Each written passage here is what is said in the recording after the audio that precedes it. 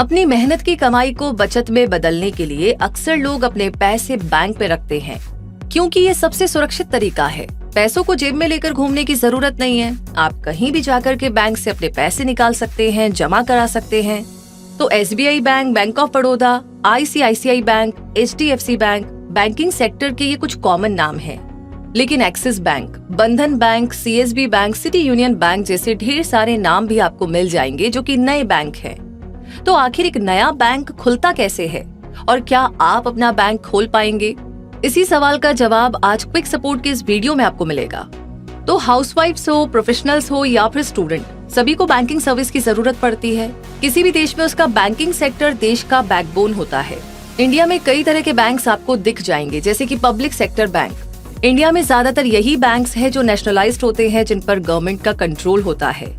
State bank of India, bank of India, Allahabad bank, bank of Maharashtra, Canara bank, Indian overseas bank, IDBI bank जैसे 21 nationalised banks हैं, जिनमें SBI सबसे बड़ा है, जो दुनिया के टॉप 50 बैंकों में गिना जाता है। प्राइवेट सेक्टर बैंक्स की बात की जाए तो इनकी हिस्सेदारी प्राइवेट शेयर होल्डर्स के पास होती है। वो कोई प्राइवेट कंपनी या कोई इंडिविजुअल भी हो सकता है। रिजर्व बैंक ऑफ इंडिया के सभी रूल्स एंड रेगुलेशंस मानकर इन्हें चलना पड़ता है। HDFC bank, ICICI bank, axis bank, yes bank और कोटक महिंद्रा बैंक जैसे नाम प्राइवेट सेक्टर बैंक है। फॉरेन बैंक्स की बात की जाए तो कोई विदेशी बैंक अगर इंडिया में बिजनेस कर रहा है, जिसका हेडक्वार्टर किसी दूसरे देश में है, तो वो फॉरेन बैंक की कैटेगरी में आता है, जैसे city bank, standard chartered bank, HSBC bank. Indian banks भी विदेशों में फॉरेन बैंक कहे जाएंगे। अब आगे स्मॉल फाइनेंस बैंक्स की बात की जाए तो सोसाइटी के वो लोग जो अपनी आर्थिक जरूरतों के लिए किसी बड़े बैंक से फाइनेंशियल सपोर्ट या लोन नहीं पाते हैं, उन्हें सपोर्ट देने के लिए स्मॉल फाइनेंस बैंक खोले जाते हैं। ये ज्यादातर ग्रामीण और छोटे एरियाज में काम करते हैं, जैसे capital small finance bank, Fincare small finance bank, सूर्योदय स्मॉल फाइनेंस बैंक आदि। अब आगे आते हैं कॉर्पोरेटिव बैंक्स। इस तरह के banks non profit no loss principle पर चलते हैं, जो कॉर्पोरेटिव सोसाइटीज एक्ट 1912 में रजिस्टर्ड होते हैं और एंटरप्रेन्योर्स, इंडस्ट्रीज, स्मॉल बिजनेसेस और सेल्फ एम्प्लॉयमेंट के लिए लोगों की हेल्प करते हैं।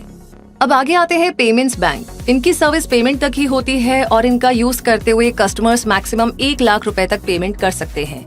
RBI के द्वारा इनकी एक्टिविटीज रेस्ट्रिक्टेड होती हैं। हालांकि ये भी ATM cards, credit cards, net banking, mobile banking जैसी सारी सुविधाएं दे सकते हैं, जैसे कि एयरटेल पेमेंट्स बैंक, पेटीएम, जियो पेमेंट, ये सारे पेमेंट्स बैंक है। अब बात करते हैं बैंक खोलने की, तो इंडिया में आप एक प्राइवेट बैंक ही खोल सकते हैं, जिसकी सभी गाइडलाइंस RBI की वेबसाइट पर आपको मिल जाएगी। एक नया बैंक खोलने के लिए कोई इंडिविजुअल जो इस देश का नागरिक है या फिर नॉन बैंकिंग फाइनेंशियल कंपनी जिनके पास 500 करोड़ की संपत्ति हो, कोई व्यक्ति जिसे फाइनेंस या बैंकिंग एरिया में 10 साल का एक्सपीरियंस हो, तीसरा प्राइवेट सेक्टर की कोई कंपनी जो 10 सालों से सक्सेसफुली अपना बिजनेस कर रही है, जिनके पास 5000 करोड़ का एसेट हो और उसका 60% फाइनेंशियल डोमेन से कमाया गया हो। नंबर 4 पर है व्यक्ति या कंपनी फाइनेंशियल डिफॉल्टर ना हो। नंबर 5 पर है बैंक में पहले 5 सालों के लिए 40% मालिकाना कंपनी को अपने पास रखना होता है। नंबर 6, पहले 5 सालों में फॉरेन शेयर होल्डिंग 49% से ज्यादा नहीं होनी चाहिए और कोई भी सिंगल फॉरेन शेयर होल्डर 5% से ज्यादा ओन नहीं कर सकता। अगर आप RBI rules to open a private bank search करेंगे तो आपको RBI की एक गाइडलाइन मिल जाएगी, जिसमें एक प्राइवेट बैंक खोलने के सारे नियम आपको मिल जाएंगे। तो ये लिस्ट और डिटेल्स इतनी ज्यादा है कि इन्हें इस वीडियो में डालना पॉसिबल नहीं था। बाकी आप अपनी जानकारी के लिए इन्हें पढ़ सकते हैं, देख सकते हैं। RBI की गाइडलाइंस को पूरा करने के अलावा भी आपको प्रोजेक्ट डिटेल्स देनी पड़ेगी। डिटेल्ड प्रोजेक्ट रिपोर्ट में ये बताना होगा कि बैंक काम कैसे करेगा, बैंक का बिजनेस प्लान क्या है और बैंक किस तरह की इंफॉर्मेशन टेक्नोलॉजी यूज करेगा और उसकी कैपेबिलिटी कितनी होगी, और बैंक से जुड़ी ग्राउंड लेवल की जानकारियां जो अनरियलिस्टिक नहीं होनी चाहिए। बैंक अपना फाइनेंशियल गोल कैसे अचीव करेगा वो भी आपको बताना पड़ेगा। इसके साथ ही pattern of share holdings and management भी आपको डिसाइड करना होगा। बैंक में कौन लोग मैनेजमेंट का हिस्सा बनेंगे, कौन लोग शेयर होल्डर रहेंगे और फॉरेन इक्विटी पार्टिसिपेशन क्या होगा, सब कुछ RBI को बताना पड़ता है।